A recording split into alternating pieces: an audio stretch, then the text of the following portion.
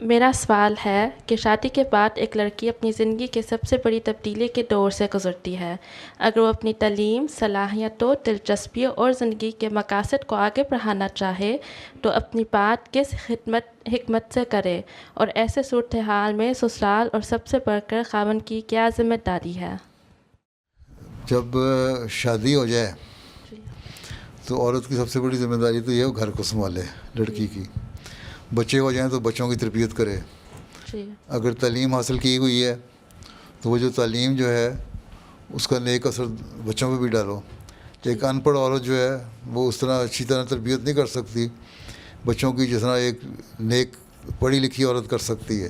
تو پہلی بات یہ ہے، تمہارا اصل مقصد یہ ہونا چاہیے کہ میں نے گھر کو بھی حفاظت کرنی ہے اور بچوں کی تربیت کرنی ہے۔ یہی اسلام میں ڈویژن آف لیبر کا کانسیپٹ ہے جی کہ مردوں کا یہ کام ہے، عورتوں کا یہ کام ہے، گھروں کو سنبھالنا، گھروں کی نگرانی کرنا، بچوں کی تربیت کرنا۔ ہاں، انسان ساتھ یہ بھی کہتا ہے کہ علم حاصل کرو تاکہ وہ علم تم آگے بچوں میں بھی پیدا کر سکو۔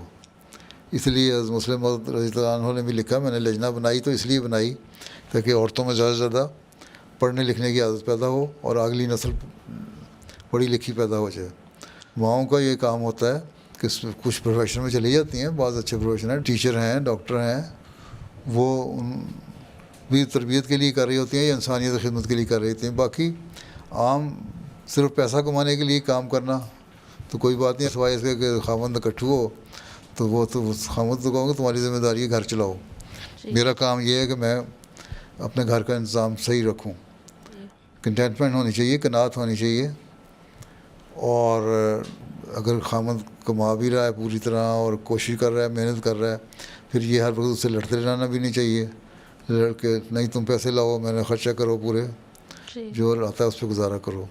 اصل چیز یہ ہے بچوں کی تربیت، نیک نسل پیدا کرو تو وہ آگے قوم کے بھی کام آئیں گے، انسانیت کے بھی کام آئیں گے بچے، اور پڑھے لکھے بچے ہوں گے، ان کے اخلاق بھی اچھے ہوں گے، اور ماحول جو ہے وہ پرامن بھی ہوگا، پڑھا لکھا بھی ہوگا۔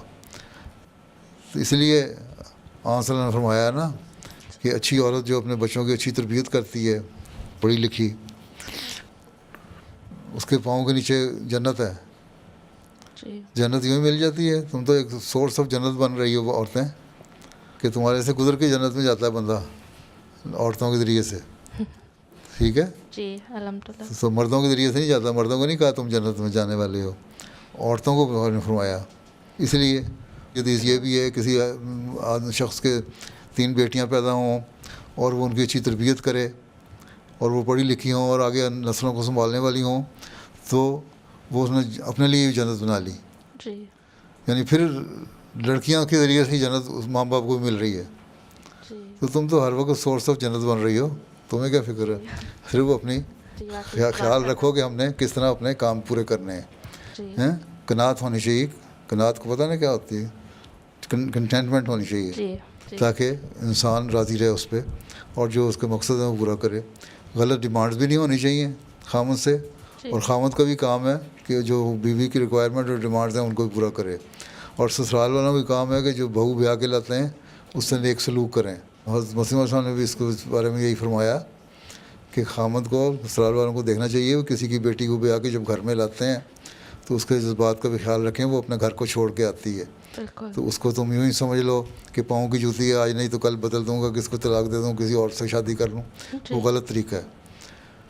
اور وہ جو یہ لوگ کرتے ہیں گناہ کرتے ہیں۔ پھر یہ بعض اسلام پہ بھی اعتراض ہو جاتا ہے کہ جی اسلام میں 4 شادیوں کی اجازت ہوگی، جی وہ بھی مجبوری کی صورت میں ہے اور اس کی بڑی کنڈیشنز ہیں، بلکہ حضرت مسلم نے لکھا ہے کہ اگر عورت کو شک ہو نا کہ لڑکا کہیں شادی نہ کر لے دوبارہ، جی تو عورت شادی سے پہلے اسے بانڈ لکھوا سکتی ہے لڑکی کہ تم شادی نہیں کرو گے، اور وہ پابند ہے کہ شادی نہیں کرے گا پھر دوسری، چاہے اس کی ضرورت ہو، یہ بھی اسلام کہتا ہے۔ تو اسلام نے تو بہت سارے حقوق دیے ہیں عورتوں کو، اور مردوں کو کہا ہے ان کی ذمہ داریاں ادا کرو، اس لیے فکر نہ کرو تم۔